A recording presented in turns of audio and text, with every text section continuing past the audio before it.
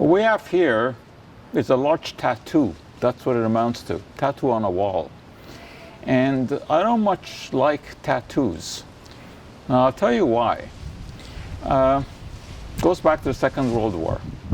And you know that during the Holocaust in Auschwitz, prisoners, victims, I should say, were marked on the arm with a tattoo. And I'm always reminded of that because my mother was in line to get a tattoo. And by some sort of luck, they just ran out of the ink that they were using. So she never did get a tattoo. But she remembered this whole process. She told me about it.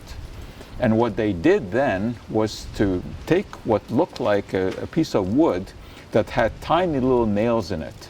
And those nails could be arranged in the form of a number. They would put this into what amounts to soot and then just clamp it on the arm to leave what was an indelible mark. And all of the people in Auschwitz, of course, who got that were marked for life with it. This is why I've never liked looking into tattoos very much. But of course, these days things are different. Today people use tattoos to kind of show off their artwork, etc. They sometimes have meaningful tattoos. The question sometimes comes up of whether or not there's any harm with tattoos, and generally not. You are putting pigments into your skin, but they tend to stay where they are. We know this because tattoos last a long time. If they migrate, the pigments migrated away, of course the tattoos would disappear.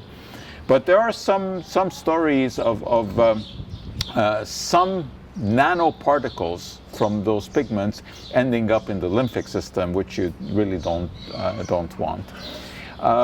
There's also some concern that if you have tattoos that have iron oxide, a reddish pigment in them, then you have to be careful with an MRI because it gets hot. But that is really not very problematic. That happens very, very infrequently.